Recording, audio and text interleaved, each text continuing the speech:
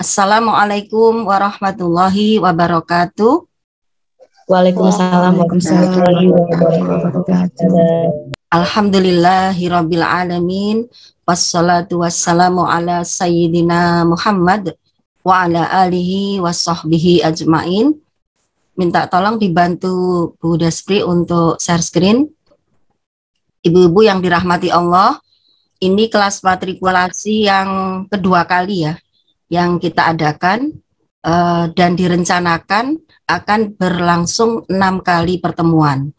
Jadi dalam setengah tahun ke depan mudah-mudahan Allah panjangkan umur kita untuk memperbaiki pemahaman kita tentang Islam, lebih dekat mengenal Islam, sehingga sebagaimana ayat yang dibacakan tadi ya, kita berharap tidak terpedaya oleh langkah-langkah setan, tipu daya setan yang sudah menyesatkan Nabi Adam bersama dengan istrinya.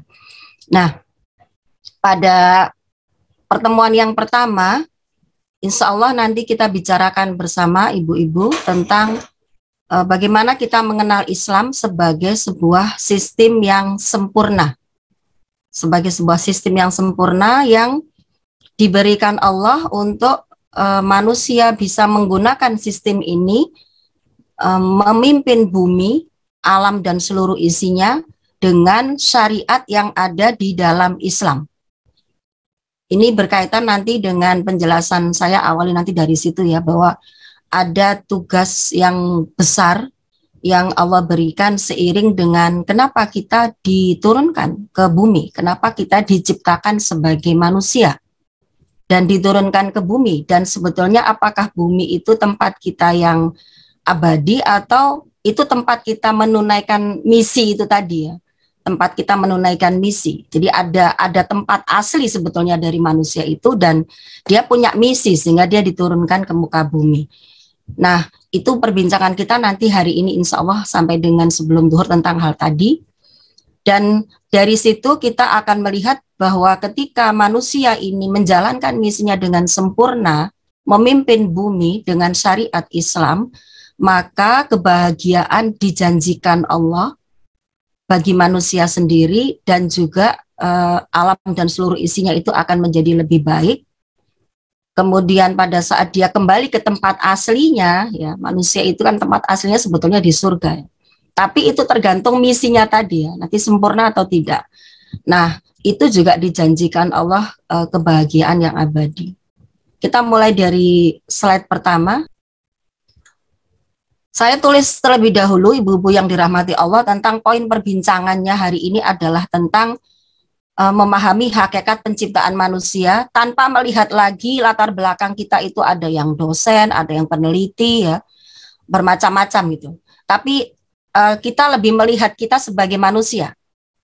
Sebagai manusia, maka pada saat manusia itu diciptakan, sebagaimana tadi yang juga sudah dibacakan dalam Quran surat Al-A'raf itu, ada misi sehingga ya kodoknya Allah, kemudian Nabi Adam itu tergoda oleh setan. Tapi itu sebetulnya kalau kita lihat memang misi awalnya memang untuk diturunkan ke muka bumi. Dan ada hakikat penciptaan yang diberikan Allah kepada manusia ini, yakni apa? Menggantikan makhluk yang sebelumnya. Kan bumi sebelumnya itu dihuni oleh jin ya, tapi dia kemudian banyak berbuat kerusakan. Kemudian Allah menciptakan manusia, dan inilah sebetulnya hakikat penciptaan manusia. Kenapa kemudian dia diciptakan? Dalam rangka memimpin bumi. Memimpin bumi. Nah, ini satu hal yang harus kita pahami karena ini menjadi penentu kita menjalani kehidupan kita di dunia ini. Pada saat kita diciptakan sebagai manusia, maka kita diberikan misi besar untuk memimpin bumi, manusia yang menjadi pemimpin di muka bumi. Kenapa? Karena makhluk Allah di bumi itu tidak hanya manusia. Di bumi itu juga ada jin, juga ada hewan, juga ada tumbuhan, ada planet dan lain-lain. Tapi yang menjadi pemimpinnya itu adalah manusia dengan syarat, ya, dengan syarat pada saat memimpin bumi itu akan tercipta keteraturan, tadi kebahagiaan, ya, keamanan, kedamaian, keadilan jika menggunakan aturan yang berasal dari Allah. Ini adalah misi besar. Kenapa kita masing-masing lahir sebagai manusia di muka bumi, dan kemudian kita menjalani kehidupan sampai dengan waktu kita pulang. Nah, namun yang kemudian kita perlu perhatikan dalam ayat yang dibacakan tadi ya, Allah memberikan informasi yang sangat berharga. Coba kalau tidak Allah yang memberitahu, kita tidak akan pernah tahu, karena yang makhluk yang jin ini Allah sampaikan tadi tidak bisa kita lihat.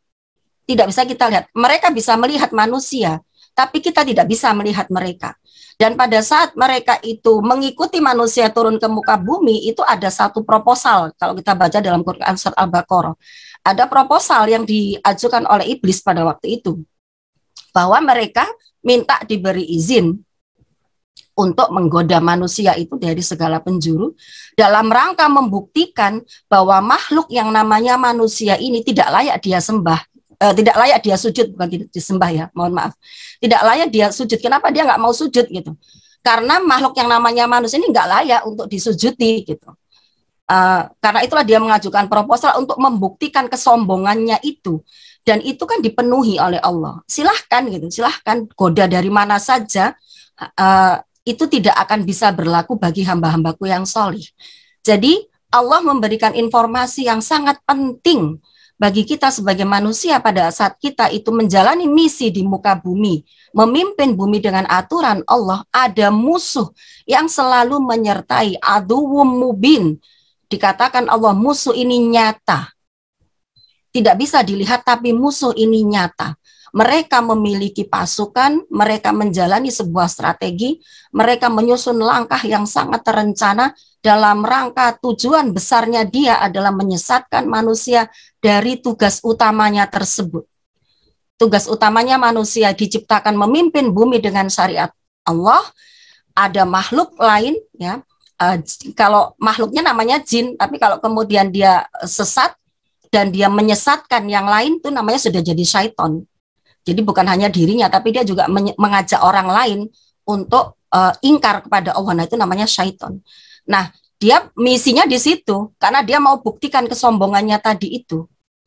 Nah, dari sinilah kita harus sangat berhati-hati gitu ya, sehingga nanti kalau kita temukan kenapa di dunia ini manusia bertengkar tentang Tuhannya, kenapa manusia ini bertengkar dengan tentang syariat Allah, kenapa manusia bertengkar tentang mana yang benar dan mana yang salah, itu karena memang ada misi besar manusia dan dia memang diganggu agar gagal dalam menjalankan misinya. Nah, nanti akan kita resam ya dengan satu kesimpulan. Ini beberapa hal yang nanti akan kita ulas. Hakikat tempat manusia sebetulnya bukan di bumi, karena bumi itu adalah tempat dia menjalankan misinya, maka sungguh sangat rugi apabila ada manusia yang bisa terpeleset dengan bisikan syaiton, dengan tipu daya syaiton, sehingga dia mengejar dunia. Dia mengejar dunia, karena bukankah bumi itu, dunia itu adalah tempat dia menjalankan misinya. Jadi bukan untuk yang dia kejar, bukan untuk yang dia tuju, tapi itu tempat dia menjalankan misinya. Nanti pada saat misi sudah sempurna, tarikan nafas terakhir itu menjadi masa di mana dia sudah tidak memiliki kesempatan lagi, maka hanya ada dua, apakah mission value, missionnya fail, gagal, ataukah missionnya accomplish, sempurna, sehingga dia berpulang ke tempat yang aslinya kita sebagai manusia adalah ke surga, jika telah ditunaikan misi tersebut secara sempurna. Dalam hal ini ketika Allah menyiapkan manusia itu sebagai pemimpin di muka bumi, maka ada tools yang diberikan. Yakni apa? Diberikan akal yang itu tadi menjadi penentu pembeda antara manusia dengan malaikat, bahkan manusia dengan makhluk Allah yang lain ketika dia diberikan akal. Kenapa ini saya singgung? Karena dalam sistem peradaban kufur, sistem peradaban, kalau saya sebut ya, sistem peradaban sekutu setan gitu ya, sistem peradaban penolong para setan, itu akal yang dahsyat ini, yang luar biasa ini, itu seakan-akan menjadi sesuatu yang remeh-temeh, menjadi sesuatu yang tidak berharga, bahkan menjadi sesuatu yang di bawah ukuran materi, menjadi sesuatu yang di bawah pundi-pundi mata uang, cuan. Seakan-akan kalau manusia itu nggak punya uang, dia kehilangan banyak hal, akalnya itu kayak nggak ada nilainya gitu ya. Padahal ketika Allah menciptakan manusia, yang membedakan dia bukan hanya dia punya tulang belakang. Kalau punya tulang belakang itu banyak binatang punya tulang belakang. Tapi akalnya itu yang membedakan dengan makhluk Allah yang lain. Betapa dahsyatnya akal ini, kemampuan akal ini. Dan di sini kenapa ada perangkat tools akal ini? Ini adalah perangkat yang dibutuhkan untuk memahami syariat. Untuk memahami aturan Allah itu maka dibutuhkan akal. Makanya mukallaf itu salah satunya adalah balik dan berakal. Jadi bukan hanya secara fisik dia pubertas itu, tapi dia berakal. Kalau dia tidak berakal maka dia tidak terkena beban hukum. Nah, ini juga harus kita sadari. Kenapa ibu-ibu? Karena ini kita kan sesama dosen, pengajar, peneliti itu banyak melakukan sesuatu dengan akal kita ya. Banyak menggunakan perangkat yang Allah berikan ini ya, untuk berpikir, untuk menulis, untuk menjelaskan, menganalisis. Tapi kemudian pertanyaan besarnya adalah, sudahkah perangkat yang Allah berikan ini kita fungsikan sebagaimana hakikat kenapa kita diberi akal? Jangan-jangan kita punya akal sudah 40-50 tahun, tapi lebih banyak kita gunakan untuk mengumpulkan materi. Kita diberikan Allah perangkat yang luar biasa ini, akal ini tidak banyak kita gunakan untuk memahami syariat Allah. Tidak banyak kita gunakan untuk mengkaji Islam. Yang itu tadi sebetulnya adalah misi utama kita, kenapa kita diturunkan Allah ke muka bumi. Nah, itu nanti kita juga akan bahas tentang hal itu. Kemudian saya kaitkan nanti dengan dinamika hari ini. Dinamika hari ini, kampus itu adalah satu tempat, sebuah komunitas yang terlihat dengan jelas sangat-sangat memusuhi Islam. Terlihat dari mana? Mulai dari tidak boleh berbicara tentang ajaran Islam, khilafah itu bagian dari ajaran Allah, bahkan disebut beberapa kali di dalam ayat Al-Quran. Tentang kata-kata khilafah, kalau di Al-Baqarah itu ada khalifah fil ard, kemudian di ayat yang lain itu disebutkan dalam jamaknya khulafa. Ya, di surat Al-A'raf itu juga disebut itu. Jadi bukan hanya satu kali kata itu disebut. Kemudian di hadis itu betapa banyak hadis itu yang menyebutkan tentang kata khilafah. Ada riwayat Imam Ahmad, kemudian karena Banu Israil tasawuf ambil itu hadis yang sangat panjang itu juga menyebutkan tentang hal itu. Nah, kenapa kampus yang seharusnya itu kan penuh dengan para intelektual, berarti orang yang bisa memfungsikan akalnya dengan normal, pertanyaan besarnya gitu, difungsikan kemana akalnya selama ini? Kalau ternyata malah suasananya itu memusuhi aturan Islam, berarti betul-betul ini tipu daya setannya luar biasa. Dia bersama dengan sekutu-sekutunya. Nah, sekutunya itu ada yang berasal dari jin dan ada yang berasal dari golongan manusia. Nah, ini nanti juga akan kita bicarakan sebetulnya ini apakah situasi yang alamiah sehingga kita ya sudahlah kita sesuaikan. Manusia itu kan makhluk yang adaptasinya sangat cepat gitu, sehingga kemudian ya sudah kita beradaptasi saja dalam situasi kayak begini. Apakah boleh hal seperti itu kita lakukan atau yang seperti apa? Nah, itu nanti kita tutup dengan bagaimana seharusnya intelektual bersikap. Saya tulis sebagai follower Nabi ya Ibu, sebagai follower Nabi. Jadi karena Allah sudah memberikan perangkat yang sempurna dan Allah sangat sayang, maka Allah berikan profiling. Allah berikan profiling. Jadi contoh praktis, coba kurang apa ya? Ibarat buku petunjuk itu bukan hanya guidance, buku panduan gitu. Tapi contohnya ini ya, seorang-orangnya itu ya dihadirkan gitu di tengah-tengah manusia. Ini loh Nabi, kalau bingung, yang sulit baca, sulit mendengar, lihat aja tuh sosoknya gitu, orangnya gimana tiru saja begitu. Nah, itu yang seharusnya menjadi panduan kita. Pada saat situasi yang sangat sulit, maka luaskan dada, isi dada kita dipenuhi 100% dengan Allah saja yang ada dalam dada kita itu. Kemudian kita lihat bagaimana Nabi sebagai utusan yang sangat mulia. Jadi, kalau tadi mengawali dengan pertanyaan, kenapa kita lahir tahun 70 sekian, kita lahir tahun 60 sekian gitu ya, dan seterusnya, dan kita ternyata itu lahirnya di muka bumi, tidak di belahan planet yang lain. Nah, itu tadi sebetulnya jawabannya itu sudah ada di dalam surat Al-Baqarah, jawabannya sudah ada di dalam surat Al-A'raf ya, kemudian juga ibu-ibu bisa baca dalam Quran surat Ali Imran dan sekian dan sangat banyak ayat Allah yang lainnya yang menjelaskan bahwa manusia diciptakan, diturunkan ke muka bumi untuk menjalani misi yang besar. Misi yang besar. Jadi mudah-mudahan kita tidak termasuk, ya, kita berdoa kepada Allah, kita berlindung kepada Allah, kita tidak termasuk orang yang tertipu oleh syaitan, apalagi pemegang peradaban hari ini. Kalau saya sebut tadi, pemegang peradaban hari ini adalah sekutu setan. Jadi pemegang peradaban hari ini itu siapa? Pemegang peradaban hari ini, peradaban umat manusia tentu saja yang saya maksud, itu adalah negara-negara besar, yang negara-negara besar itu adalah negara yang tidak mau diatur dengan aturan Allah. Bahkan mereka mendeklarasikan diri secara tegas, ya, bahwa agama itu tidak mampu untuk menyelesaikan persoalan manusia. Itu berawal dari sejarah kelam The Dark Middle Ages. Nah, itu situasi dunia hari ini.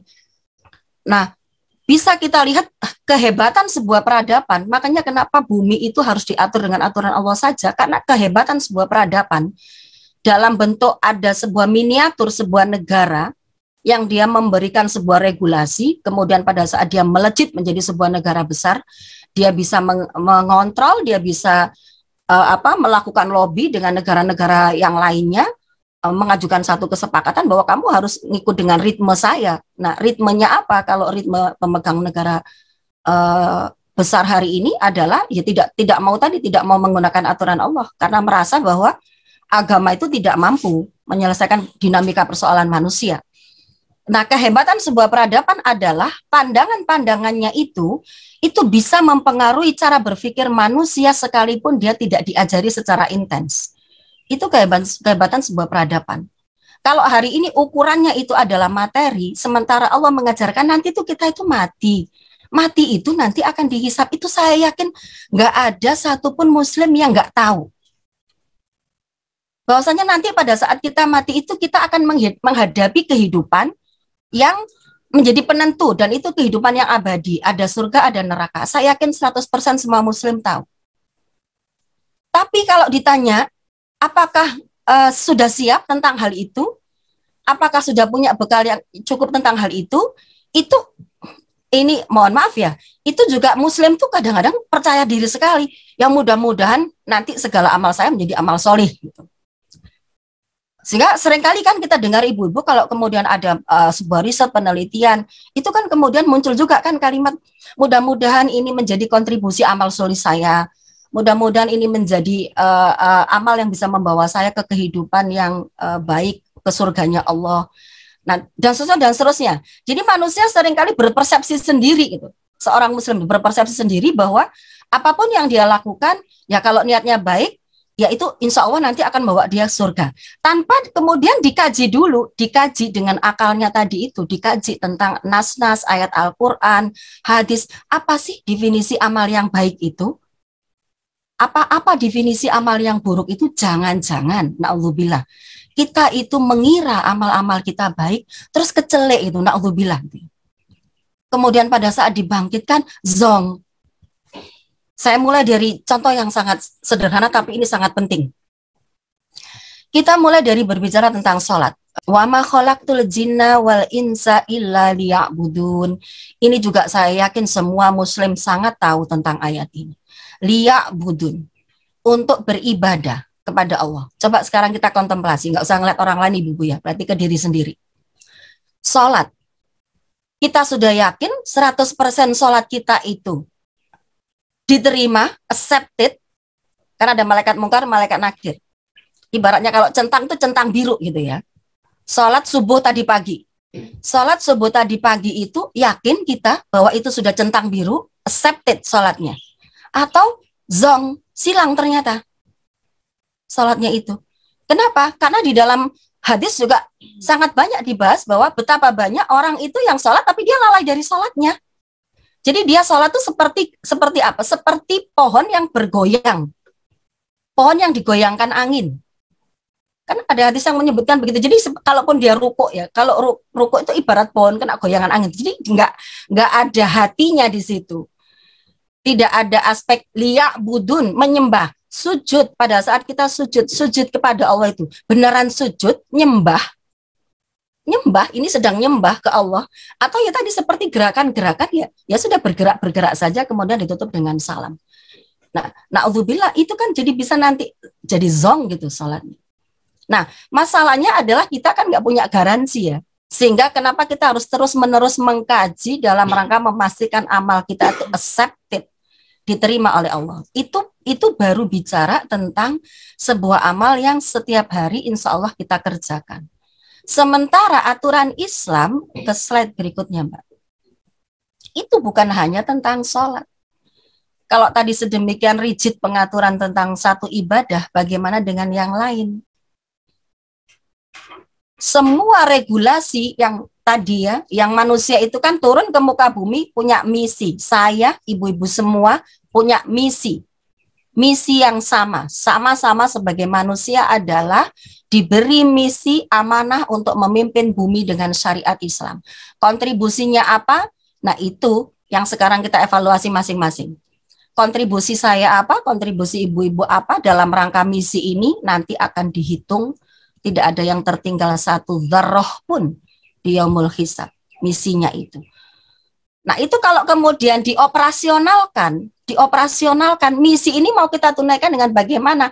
Ada tools tadi yang sudah Allah berikan, ada Al-Quran yang dibawa oleh Rasul, utusan, Rasul itu kan utusan, the messenger, utusannya Allah. Kemudian manusianya diberi perangkat akal, memahami apa yang ada, yang dibawa oleh utusan ini, the messenger ini. Nah itu adanya di dalam Al-Quran.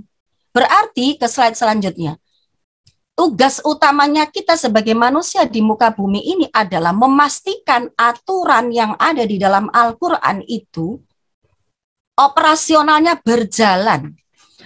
Kenapa saya sebut operasional berjalan ibu-ibu? Bukan hanya untuk dibaca. Aturan Allah yang sangat sempurna di dalam Al-Quran yang dibawa oleh the messenger, dicontohkan secara langsung sampai dengan wafatnya beliau, dengan sekian banyak pengorbanan yang beliau keluarkan, itu untuk ditiru, ditindaklanjuti, sehingga kepemimpinan manusia di muka bumi ini terus berlanjut sampai dengan akhir zaman. Nah, di mana itu regulasinya itu adanya di mana? Di dalam Al-Quran yang kalau dibahasakan itu ada di dalam syariat. Di dalam syariat, jadi syariat itu sekumpulan hukum yang praktis. Dan tadi saya sampaikan, ini sekumpulan hukum yang praktis, fikih, bukan hanya untuk dibaca. Apalagi dibaca di malam-malam tertentu saja, bukan hanya untuk itu. Tapi untuk dioperasionalkan, dijalankan, dalam misi manusia tadi, memimpin bumi dengan aturan Allah, menggantikan makhluk sebelumnya yang gagal tadi. Makhluk sebelum manusia yang gagal itu, kemudian digantikan oleh Allah dengan menciptakan manusia dan diberikan perangkat aturan yang sempurna, dan itu adanya di dalam Al-Quran. Nah, aturan itu meliputi Syumuliyatul Islam, kesempurnaan dari syariat Islam, sebagaimana judul yang saya sebutkan di awal tadi, bahwa syariat Islam itu sebuah sistem yang sangat sempurna, sehingga dengannya misi kita sebagai manusia itu akan berhasil, sekaligus di saat yang sama Allah janjikan kebahagiaan yang terus-menerus. Kan yang dimaksud dengan tadi ada tenang ya, tumakninah, itu erat kaitannya dengan as-sa'adah, kebahagiaan. Ketika manusia merasakan tumakninah daimiyah ya, ketenangan yang terus-menerus, maka dia akan merasakan kebahagiaan. Makanya tadi kenapa nanti kita akan bahas dengan situasi hari ini kok kayaknya malah nggak bahagia gitu ya. Nah itu apakah persepsi atau bagaimana gitu. Karena kalau sebetulnya kita lihat di dalam ayat Al-Quran, di dalam hadis, Allah menjanjikan manusia itu akan mendapatkan ketenangan. Ya termasuk pada saat seseorang berada dalam majelis ilmu, dia mendapatkan 4 hal kan. Pada saat manusia itu berada dalam majelis ilmu, dia mendapatkan 4 hal. Nah salah satunya yang Allah janjikan adalah as-sakinah. Pada saat dia berada dalam majelis ilmu, dalam hadis itu dikatakan bahwa manusia itu akan mendapatkan ketenangan. Sebetulnya ini kan hakikat informasi-informasi yang berharga yang tadi saya katakan itu dilibas dengan peradaban kapitalis sekuleristik hari ini ya, yang ukurannya selalu materi, sehingga orang tuh kalau nggak dapat materi kayaknya nggak dapat apa-apa gitu. Jadi selama kita menghadiri sebuah majelis, kemudian majelis ilmu itu mendekatkan diri kita kepada Allah, kemudian di hati kita itu tenang, itu Masya Allah. Ya, sebetulnya manusia akan mencari itu. Nah, kita kembali ke slide ini. Di dalam slide ini, Allah memberikan satu regulasi yang sempurna mulai dari alaqatul insan. Alaqat itu artinya adalah interaksi. Manusia itu ketika dia menjalin hubungan dengan birobbihi, dengan Tuhannya, maka dia mendapatkan regulasi yang sempurna yang tadi Allah akan berikan ketenangan. Pada saat dia beribadah, pada saat dia beriman, ya berislam, maka dia akan mendapatkan ketenangan. Begitu juga dengan binafsihi. Binafsihi itu berarti dengan dirinya sendiri. Yaitu dalam bentuk apa? Bagaimana dia makan. Ya. Nggak perlu aneh-aneh seperti hari ini. Kemudian bagaimana menciptakan menu. Macam-macam lah itu ya kalau di YouTube tuh ya. Manusia ketika memuaskan hawa nafsunya itu. Sampai dengan bagaimana hukumnya membaca rendang babi, membaca bismillah. Itu mah nggak usah dibahas ya ibu-ibu. Sesuatu yang diharamkan oleh Allah, itu nggak usah lagi dibahas mau kita baca pakai bismillah apa enggak, itu nggak boleh dimakan, sudah titik selesai gitu. Artinya hal-hal yang sebetulnya sudah sangat jelas itu menjadi perdebatan. Memang betul-betul luar biasa ini tipu daya syaitan ya. Khututun aridohnya dia itu ya, strateginya dia untuk menyesatkan manusia itu. Sehingga sesuatu yang sudah hitam dan putih itu bisa menjadi abu-abu. Malbusat, berpakaiannya manusia. Berpakaiannya manusia itu ada di dalam Quran surat An-Nur. Bagaimana Allah jelaskan secara sempurna di situ seorang perempuan bagaimana dia berpakaian. Itu masih jadi perdebatan lagi. Bagaimana hukumnya kalau jubahnya begini begitu? Ya tinggal kembalikan kepada Al-Quran bagaimana Allah mengatur. Ya itulah tadi yang bagaimana hebatnya tipu daya setan. Tapi tidak akan berhasil bagi orang-orang yang solih. Karena dia tinggal kembalikan saja ke Al-Quran bagaimana, tinggal kembalikan saja ke Allah bagaimana, selesai. Kemudian akhlaknya, nggak perlu dibahas, terutama misalnya kalau yang sudah pernah keluar negeri, kemudian dia berada di tempat yang memang rapi gitu. Coba kalau keluar negerinya ke daerah Bronx sana itu ya, ke daerah yang kemarin viral itu, yang banyak zombie karena banyak orang yang sakau gitu. Kemudian dia melihat, oh ternyata orang-orang kafir itu akhlaknya lebih islami. Kok terus muncul orang kafir akhlaknya lebih islami itu loh, dari mana gitu ya. Karena kalau bicara tentang bagaimana akhlak sifat yang dimiliki seorang muslim, dalam satu kitab, salah satunya saya sebutkan dalam kitab Sahsiyah Islamiyah, disebutkan bahwasanya sikap dasar seorang muslim yang tidak dimiliki orang kafir adalah at-ta'atu. Taat.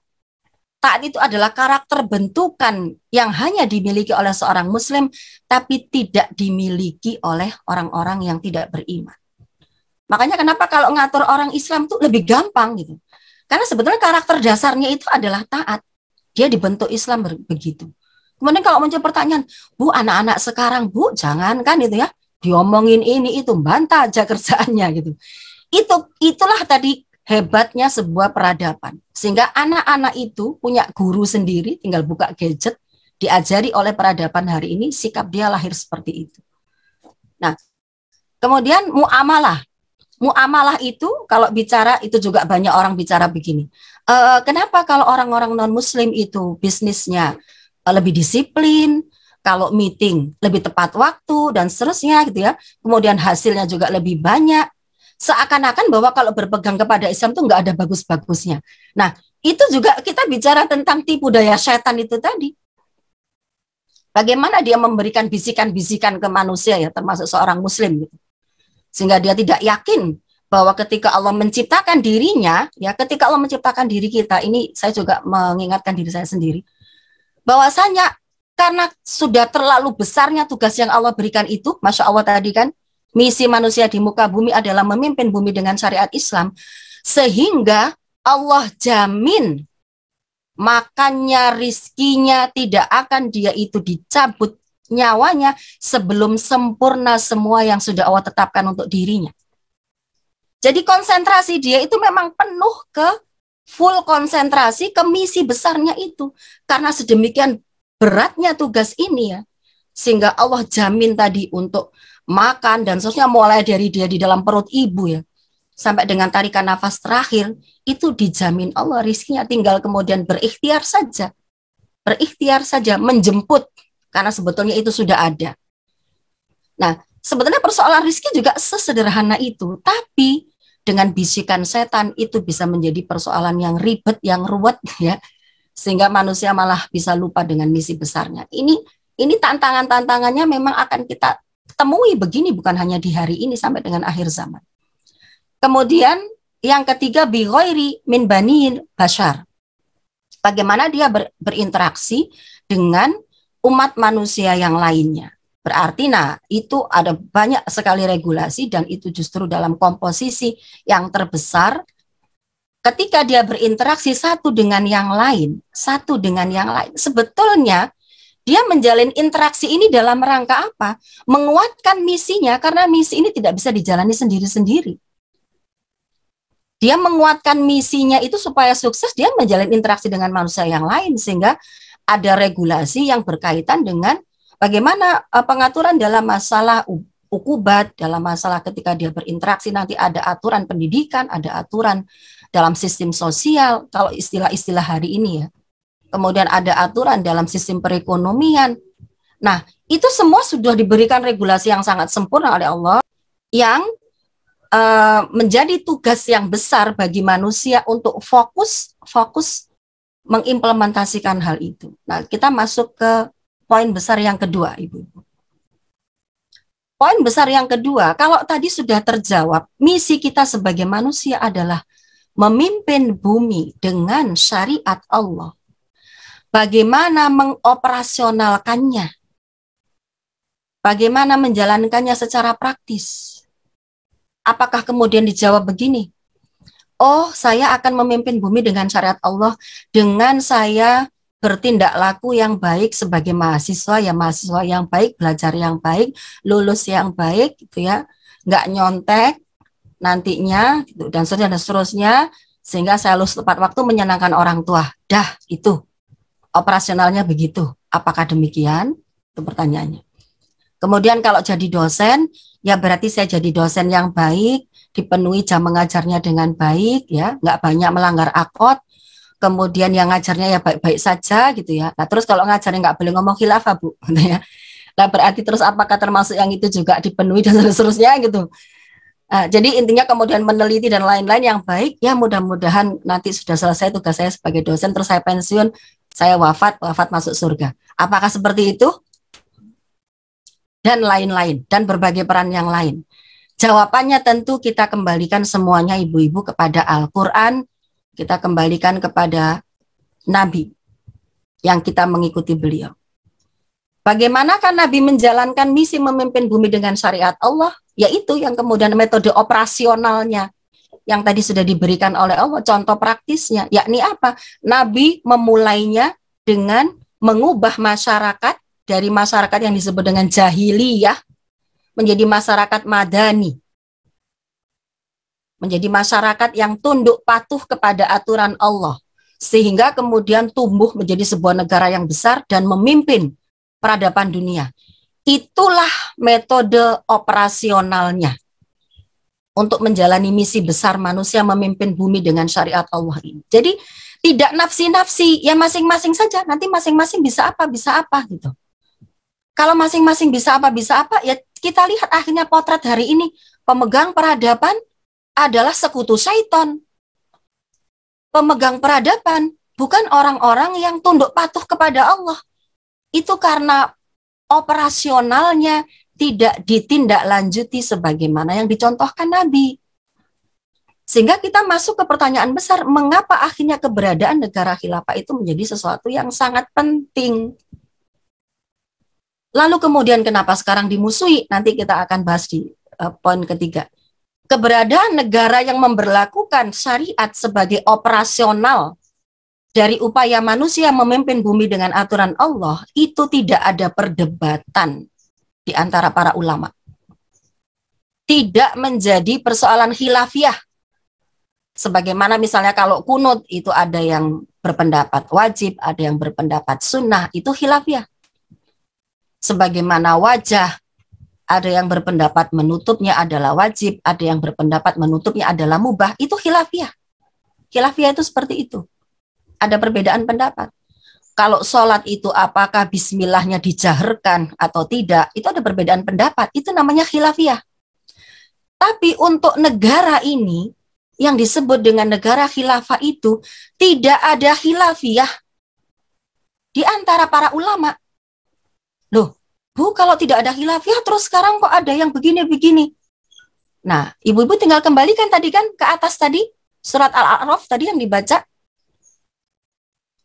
Kalau orang yang tidak taat kepada Allah, berarti dia siapa, Bu? Pelindungnya.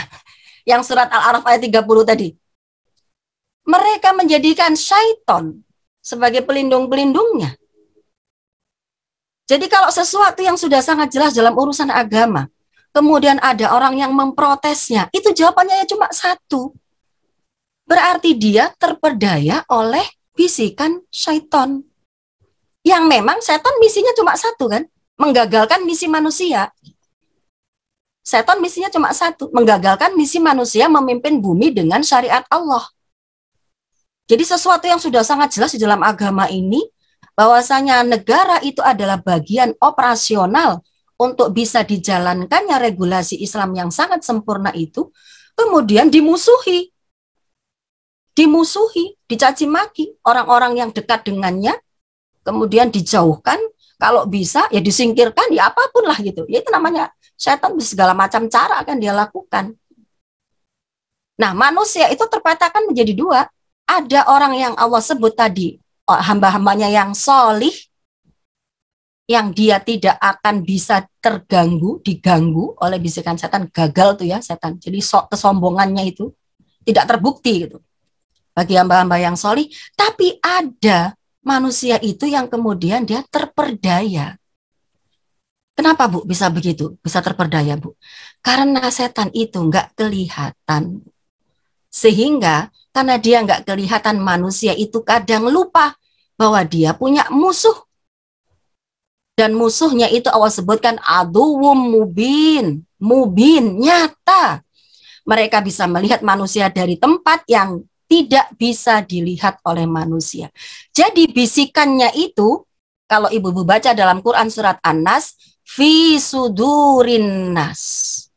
Dia tidak di telinga lagi, ibu-ibu, bisikannya, tapi menghunjam ke dada manusia. Sehingga seakan-akan manusia itu berpikir itu buah pikiran dia sendiri. Dia tidak sadar bahwasanya itu adalah bisikan setan yang sedang dimasukkan. Apa misalnya? Pada saat dia menyampaikan kebenaran, kemudian turun tadi regulasi dari sekutu setan, dilarang keras berbicara tentang khilafah, gitu ya. Karena itu nanti radikalisme, menimbulkan perpecahan bangsa, dan seterusnya. Pertanyaan awalnya, kok bisa menimbulkan perpecahan bangsa tuh dari mana gitu ya? Itu kalau nggak dari bisikan setan tuh nggak muncul kalimat itu. Oh ada, Bu, contohnya tuh Suriah dan lain-lain. Suriah itu justru kacau balau begitu ketika tidak diatur dengan syariat Islam. Bukan karena dia kacau karena syariat Islam. Itu benar-benar setan tuh luar biasa itu ya, bisikannya itu. Bisa memutarbalikkan segala sesuatu. Nah, ketika terus manusia tadi, misal ya, ini saya nggak bicara siapapun ya, Ibu ya, lebih ke masing-masing aja nanti. Terus ketika seorang dosen mendengarkan regulasi itu, ya udahlah, berarti saya nggak ngomong-ngomong gitulah gitu ya. Kan nggak boleh melanggar aturan gitu. Lah berarti kan dia ngikutin. Na'udzubillah. Nah, nanti tentu akan kita bicara secara praktisnya ya. Bagaimana kemudian kita tetap menjadi hamba Allah yang taat di tengah situasi permusuhan setan kepada manusia sampai akhir zaman. Itu nggak selesai, ibu-ibu. Maksudnya ini permusuhan ke manusia dengan setan dengan sampai akhir zaman nanti. Nah, kita lanjutkan tadi. Kita lanjutkan dulu ke poin yang kedua. Ada satu perkataan dari ini guru besar ya, Qubes. Qubes di masa peradaban Abbasiyah itu kita sangat kenal dengan nama ini, Imam Al-Ghazali. Beliau mengatakan agama dan sultan itu ibarat saudara kembar. Jadi kalau agama itu tidak menyatu dengan kekuasaan, ya, maka tidak akan ada sesuatu yang bisa dilakukan, regulasi apa yang mau diterapkan. Sebaliknya juga, kalau kekuasaan itu tidak menyatu dengan agama, maka kekuasaan itu jadinya sekutu syaitan. Makanya kenapa kekuasaan itu harus menyatu dengan agama, dengan Islam. Kenapa? Karena tadi kan kembali lagi ke surat Al-A'raf, Al-Baqarah, dan lain-lain tadi. Memang itu misi kita sebagai manusia diturunkan ke muka bumi. Untuk mengatur bumi ini dengan syariat Allah saja, supaya teratur, rapi, adil, sejahtera, tenang, bahagia semua, mau yang muslim, mau yang kafir, binatang, alam, tumbuhan, semua itu rapi, bahagia. Kalau tidak, maka yang terjadi adalah kehancuran. Dan inilah yang terjadi hari ini. Nah, kita sampai ke poin yang ketiga berarti. Kalau ternyata situasinya seperti ini, ya, situasinya seperti ini, ke slide berikutnya ini tadi sudah kita singgung ya, masalah syariat. Ke berikutnya, Mbak. Nah, ini ya. Kita masuk ke poin yang ketiga, Ibu, poin yang terakhir. Kalau sudah dijelaskan tadi posisi operasionalnya itu, bahkan di antara ulama-ulama besar. Nah, ini memang kalau di dinamika itu ada istilah ulama su. Su itu buruk ya. Loh, ulama kok disebut buruk gitu ya. Karena dia itu ulama, orang yang berilmu, tapi dia malah isi kalimatnya itu mengajak orang pada kesesatan. Nah, itu kan ulama yang jadinya bukan ulama baik, ulama yang buruk. Nah, ada memang di tengah-tengah manusia itu ulama yang begitu. Apa ciri-cirinya? Ciri-cirinya ulama yang buruk itu. Apa yang dia katakan malah tidak sejalan dengan perintah Allah. Itu ciri-cirinya. Ciri-ciri ulama yang buruk itu. Kalau Allah memerintahkan, malah dia katakan nggak ada regulasinya, gitu ya. Itu kalau Allah perintahkan. Contoh tadi, kalau negara khilafah itu sebagai operasional pemberlakuan syariat Islam, itu dia katakan oh nggak ada regulasinya itu terserah manusia saja. Nah, ini kalau ada ulama dikenal sebagai ulama tapi ngomong begitu, termasuk ciri-ciri yang tadi itu ya. Sebaliknya kalau itu larangan, dilarang oleh Allah. Tapi kemudian ulama itu mengatakan, oh nggak ada larangan itu, boleh-boleh saja gitu. Nah, itu juga ciri-ciri gitu. Ciri-ciri ulama yang buruk itu tadi. Contohnya apa? Allah mengharamkan wala taqrabuz zina. Kemudian Allah mengharamkan wa ahallallahul bai'a wa harramar riba.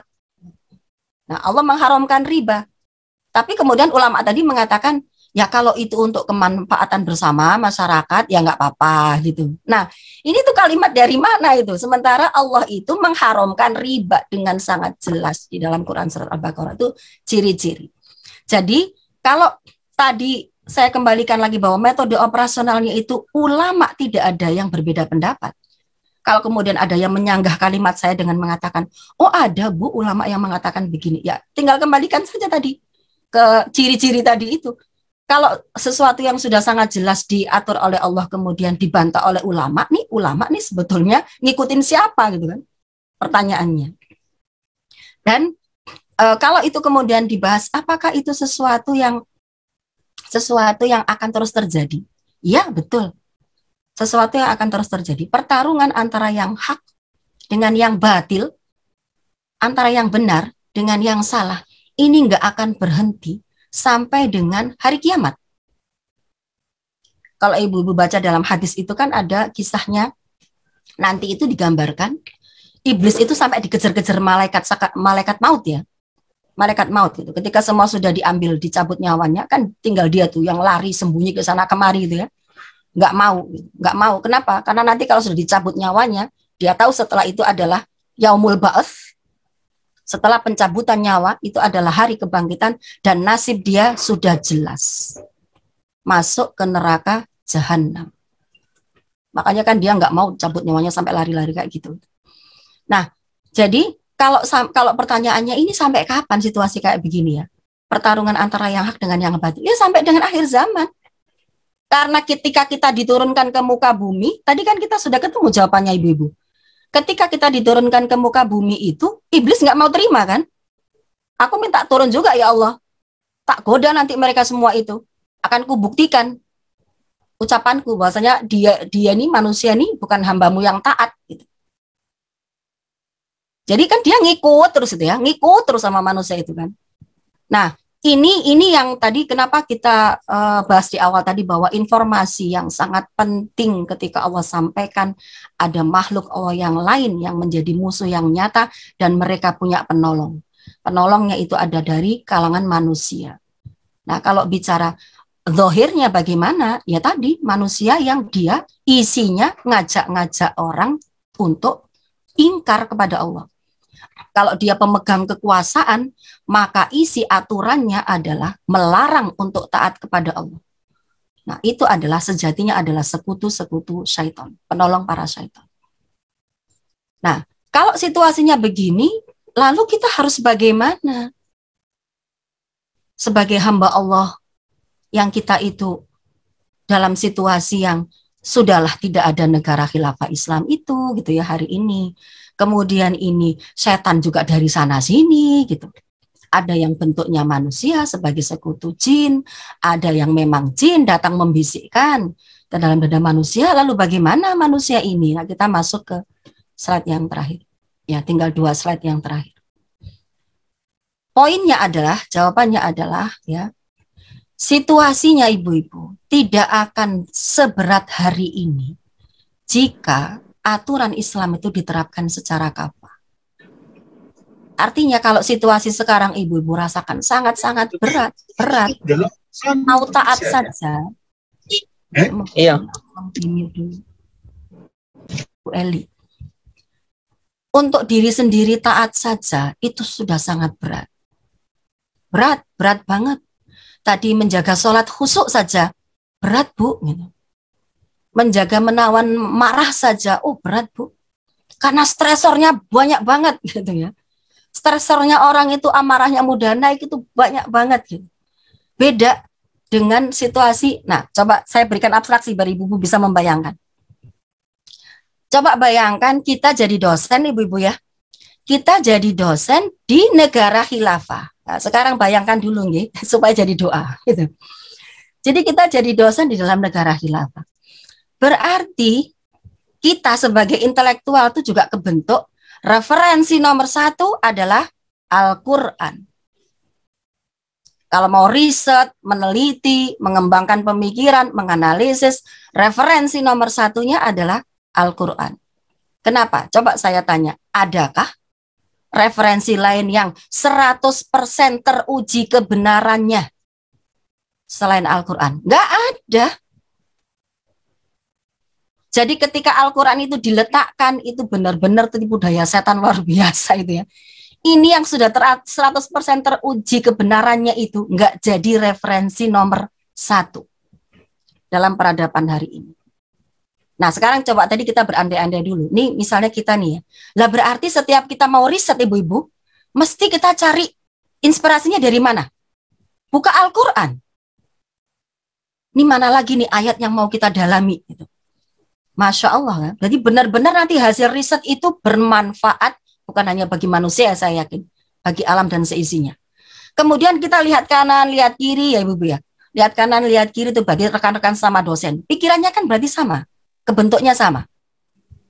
Referensi nomor 1-nya adalah Al-Quran. Sama-sama sadar saya, Anda dalam rangka untuk mewujudkan misi sebagai pemimpin di muka bumi. Pak rektornya, Pak wadeknya, 1, 2, 3 wareknya, semua pejabatnya. Ini dalam negara khilafah ya Ibu ya, bayangin. Berarti mereka juga sama berpikirnya. Bagaimana memimpin perguruan tinggi itu melejitkan, mewujudkan kontribusi manusia menjadi pemimpin di muka bumi ya dengan syariat Allah, itu ada di dalam misinya Pak Rektor. Ada dalam misinya Pak Wakil Rektor. Ada dalam misinya Pak Wakil Dekan dan seterusnya. Ataupun misalnya kalau ada yang ibu di situ kan nggak apa-apa. Kalau bukan untuk jabatan hukam itu perempuan juga bisa menduduki posisi itu. Nah kalau situasinya demikian, mahasiswanya bagaimana? Coba kita bayangkan. Mahasiswanya adalah mahasiswa-mahasiswa yang sadar bahwasanya dia beraktivitas, dia berinteraksi untuk mewujudkan misi besar sebagai pemimpin di muka bumi dengan syariat Allah. Berarti Situasinya akan jauh berbeda pada saat kita berada dalam sebuah sistem yang aturan Islam itu diterapkan secara praktis. Nah, ini memang belum kita perbincangkan hari ini karena masih pertemuan pertama. Ya, pertemuan pertama kita banyak bicara tentang hakikat kehidupan. Nanti untuk yang operasional bagaimana supaya running aturan ini, proses nabinya dulu bagaimana, itu insya Allah akan ada di pertemuan ketiga. Nah, pertemuan kita lebih fokus ke aspek ini tadi. Berarti dari sekian pembahasan tadi kita sampai pada satu konklusi bahwa dibutuhkan implementasi syariah, maintaining penerapannya ya diberlakukan dalam seluruh aspek kehidupan manusia sehingga operasionalnya itu memudahkan banyak manusia untuk bisa memimpin bumi dengan syariat Allah. Ketika memang ada regulasi yang diterapkan secara sah oleh negara. Nah, itu konklusinya. Lalu bagaimana sikap praktis kita hari ini? Maka kita berpegang kepada firman Allah, sesulit apapun keadaannya, jangan sampai kita terperdaya oleh bisikan setan. Kalau Allah perintahkan, kita jalankan. Bagaimana strateginya, ibu-ibu? Ya kalau memang ternyata nggak boleh ngomong terang-terangan, ya ibu-ibu tinggal ngomongnya nggak terang-terangan. Ya kan tinggal begitu saja. Gitu. Bukan berarti nggak boleh ngomong, ya sudah nggak boleh ngomong gitu. Nggak boleh ngomongnya kan terang-terangan, terbuka, di forum-forum terbuka. Ya berarti sekarang ya tidak di forum-forum seperti itu. Gitu. Tapi tetap berbicara tentang bagaimana sesama manusia konsolidasi mewujudkan misi besar masing-masing untuk menjadi pemimpin di muka bumi dengan syariat Allah. Saya tutup dengan Quran Surat Al-Maidah. Afa hukmal jahiliyati yabghun wa man ahsanu minallahi hukmal liqaumi yuqinun. Apakah hukum jahiliyah yang kalian kehendaki? Itu kalimat tidak membutuhkan jawaban ya ibu-ibu ya. Itu tantangan itu sebetulnya. Kalimatnya itu tantangan dari Allah. Hukum siapakah yang lebih baik daripada hukum Allah bagi orang-orang yang yakin. Wallahu a'lam bishawab. Assalamualaikum warahmatullahi wabarakatuh.